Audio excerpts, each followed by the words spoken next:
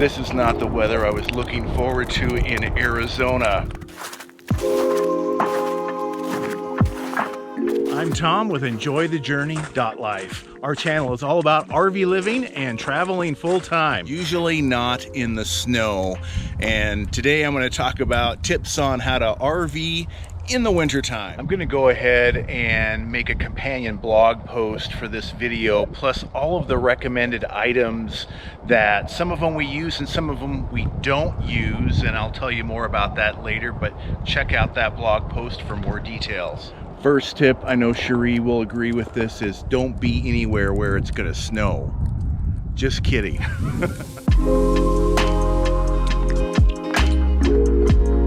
If you don't have an RV yet, you're still shopping around, consider getting one with like an Arctic package.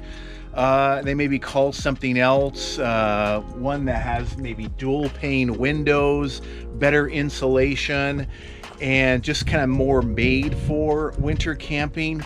I wish we had that with this RV. We did buy this used, and we got what we got basically. It's single pane windows. Sure, we could switch them out and do some other things, but this is not really the kind of camping that we typically do, so we plan to spend as little time in cold weather like this as possible.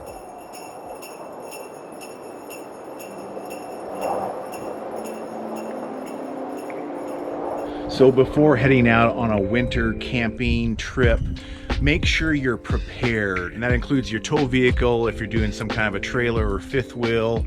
Have everything checked, serviced, your RV, of course, all of the major components. Especially make sure your furnace is in working order before you head out for winter camping. You're gonna need that. And also consider having all of these items, and I'll put a complete list in the blog post: tire chains, weather radio, extra warm clothing, blankets, sleeping bags that are rated for really cold temperatures.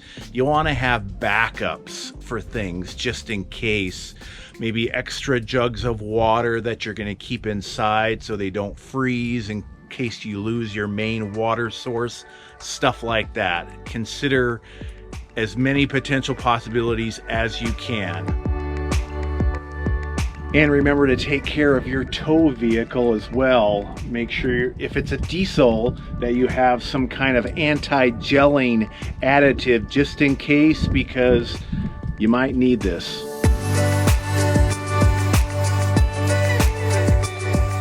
If you are just heading out for a short winter trip, maybe to do some skiing or hunting like that, you may want to consider just leaving your RV winterized or winterize it before you head out.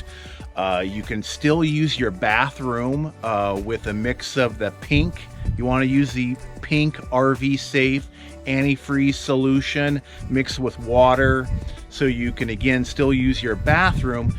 You don't want to take a shower or wash dishes in that, but you can always use the campground facilities for the shower if they're still open, which you'll want to check that in advance, because a lot of campgrounds do close their bathrooms in the winter so they don't have to deal with freezing issues.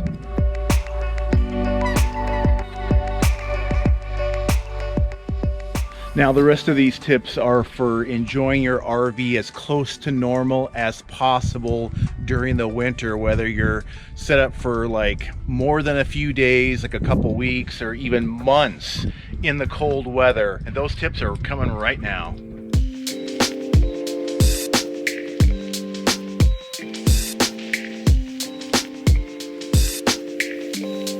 First thing is to check the weather frequently, and when it's gonna get below freezing, there's a bunch of things you're gonna want to do. Let's start with number one. First tip, come inside where it's not so cold outside. So you want to go to your panel inside your RV. We've got the One Control by LCI on our RV, but yours may be completely different. And you're going to want to go to the monitor panel, and we're going to go down here to water tank heater right there. That heats the freshwater tank. Turn that on, as well as the black and gray tanks, because you don't want those to freeze.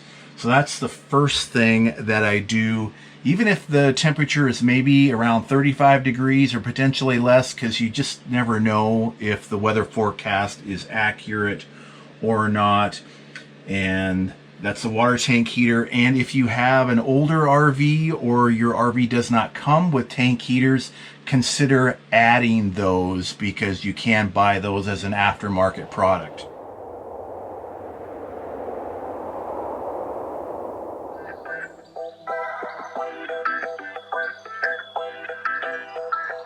One item we should pick up is a heated fresh water hose. That way your water hose does not freeze. This one right here is a regular hose right here, and so far we haven't, well, I should back up. It's frozen once on this trip, actually. So get a heated fresh water hose. Also, what you can do is buy heat tape and just wrap it around your hose as well. Better yet, you could fill up your fresh water tanks in advance, disconnect, wrap up your hose, make sure you drain the water out of it, and stick your hose inside. That way you've got water from your tanks for when it's really cold, and then you can just hook your hose back up when the temperatures come back up. We've also heard of people insulating their sewer hose as well, or putting heat tape on that. So if you've done that, let us know what you've used. We'll do some research and try to put some links for those items as well.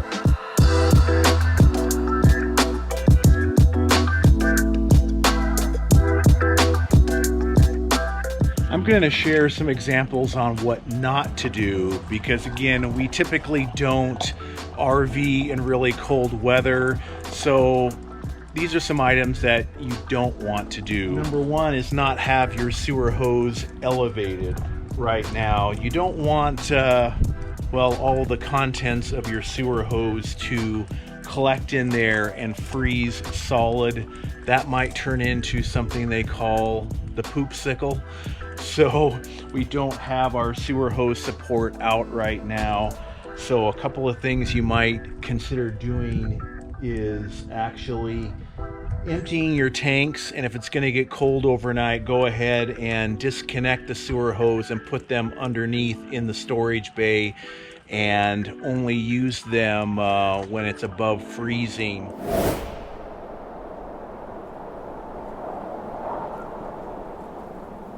Use propane heat instead of electric. The propane heat will actually heat the underbelly of your RV. Again, depends on what RV you have, but our previous RV and this RV both have a heated underbelly. When the furnace is on, it puts hot air down into the underbelly and in storage to keep those pipes and hoses down there from freezing, and that's really important.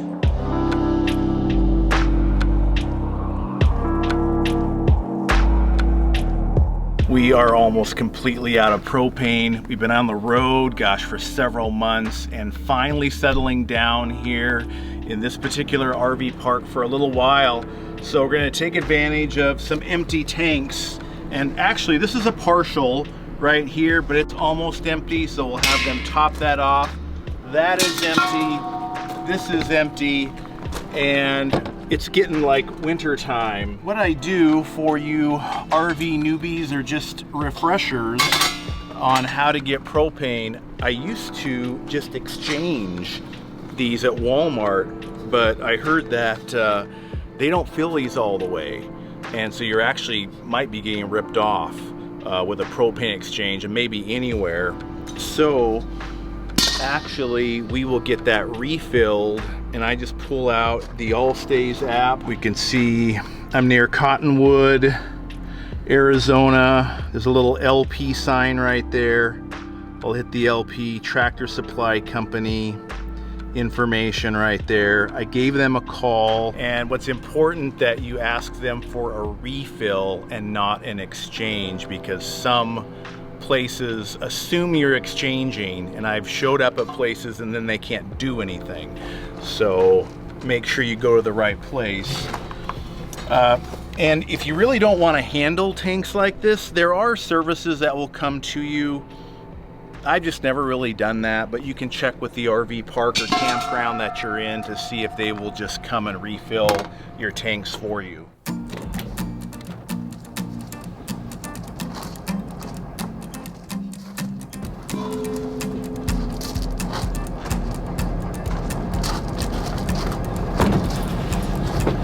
Tractor Supply Company charges like $2.70 a gallon for propane. It's a little on the higher side, I think, but we're in a touristy area, so oh well, we'll see what the total comes to.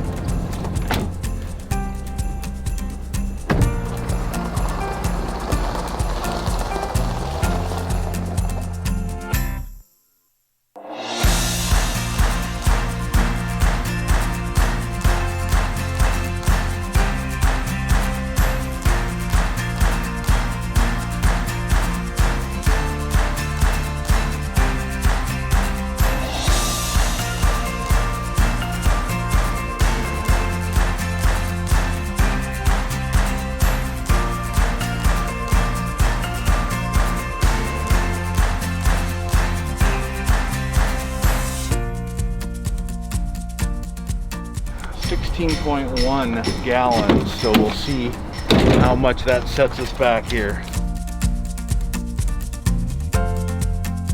Well, not bad. Under 50 bucks, $49.34 with tax. Well, it's $44.92 before tax. So, and that's gonna set us for propane for probably months.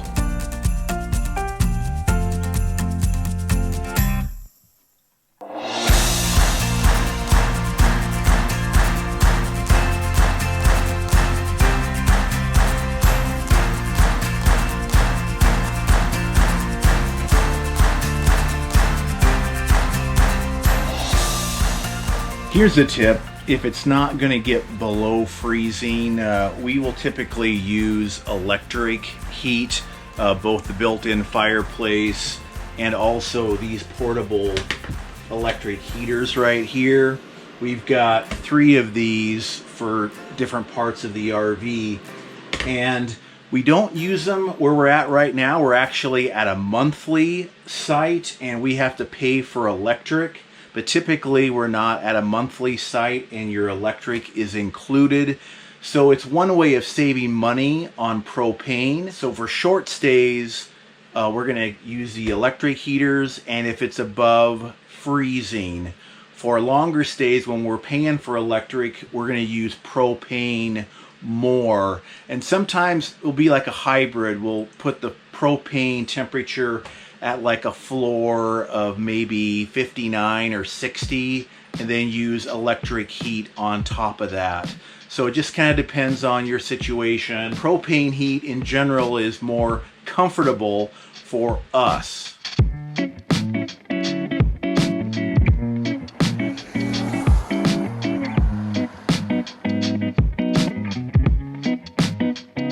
And one tip about these space heaters, make sure you have one that has a safety, so if you knock it over like that, it shuts off automatically. Plus, you don't want to block anything right here. That could be dangerous. Modern space heater these days have a lot of safety features built in.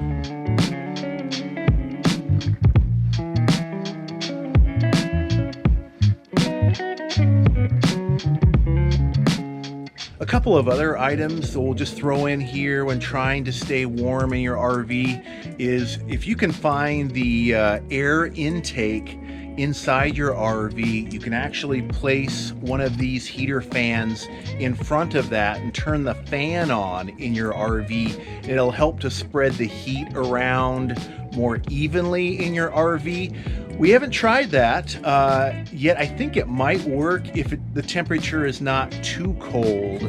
Certainly if it's really cold, might be blowing a lot of cold air through the vents in your RV. Also consider purchasing an electric blanket. That could help a lot when you're trying to stay warm.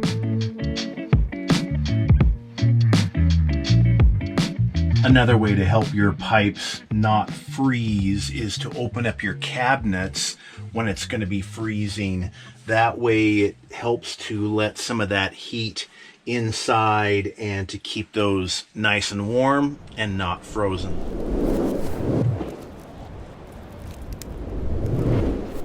Like I mentioned, we use these portable space heaters quite a bit. This is also our backup to our furnace that's powered by propane, just in case there's some kind of issue with the propane or the furnace breaks down, whatever that is. You just want to have some kind of a backup.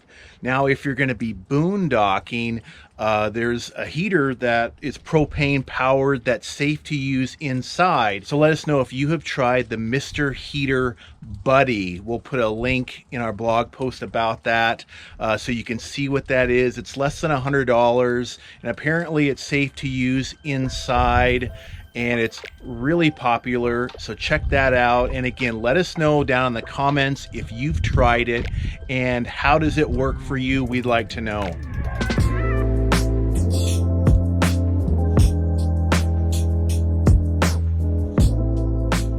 There are all kinds of ways to cut down on your heat usage or stay warmer.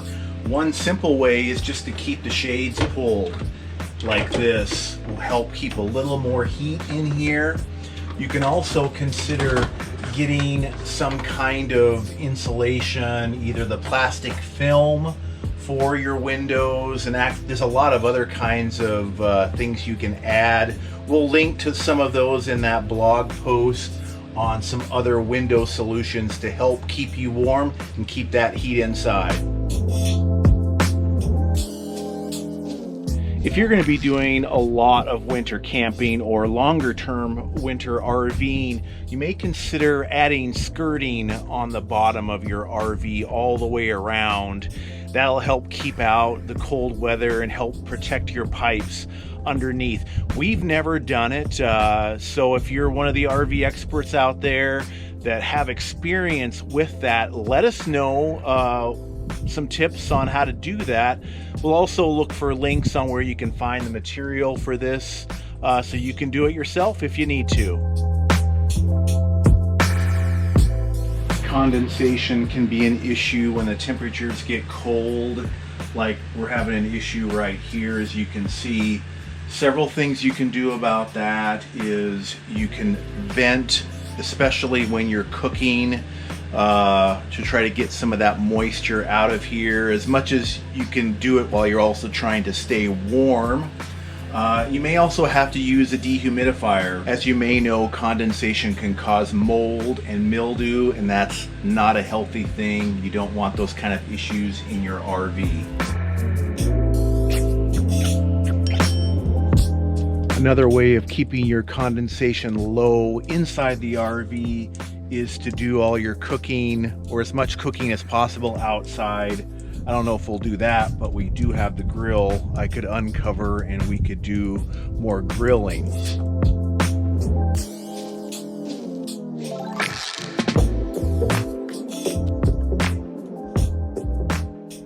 And make sure, like I mentioned before, you have lots of propane, because even though these are large propane tanks, we have burned through these pretty quickly within a week or so, so you'll want to have extra.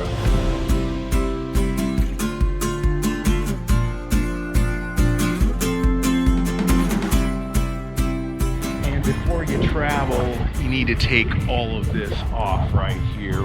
We've got several inches of snow up here, and as you're driving, all of this will come flying off the road. It can harden, turn to ice, and can be a road hazard. And actually, as I'm being very careful up here, do it safely. This can be really slippery up here. But you look at the top of the slides, we've got slide toppers, but we can't bring in the slides like they are right now. they actually will get bound up. And even if you don't have slide toppers, that's potentially even worse, because you've got to clean those off in order for those to come in safely and easily. Better yet, if you know a storm is coming and you can operate normally or close to normal in your RV with your slides in, bring them in, save yourself the trouble from having to get up on top of the RV and cleaning off your slides, or using a hairdryer on this, and that's a lesson I learned the hard way. And with your slides brought in, it's actually less space to heat in your RV, so that can keep you warmer and cut down on your heating costs. Ice can actually form in these grooves right here in our bedroom slide. Years ago on our other RV, got caught in a snowstorm and had to take a hairdryer to actually unthaw the ice in here before we could bring in the slide. So that's a little tip, a hairdryer will do the job on that one. And remember to have fun. Absolutely. Hey! Well, maybe it's not going to be a bad day after all. The sun's trying to come out, the snow is starting to melt. Maybe I won't need all of these tips, but I know a lot of you will.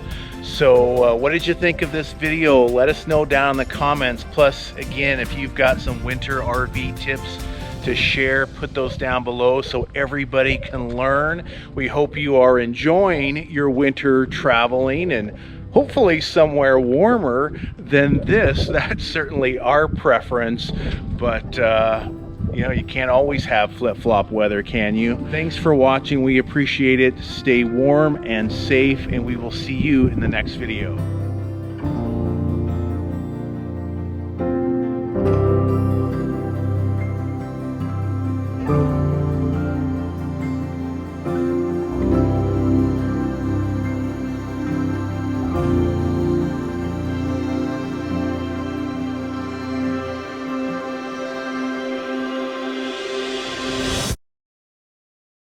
Can we go to the beach now? Yeah, about 8 months. Eesh. Don't tell sad stories. That's a sad story. Oh, here, let me.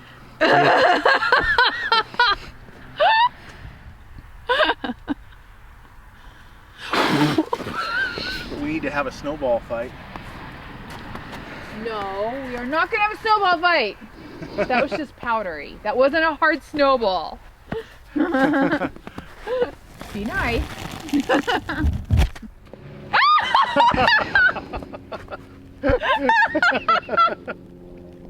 went right in my face. Well, you were thirsty, right? Where's the beach?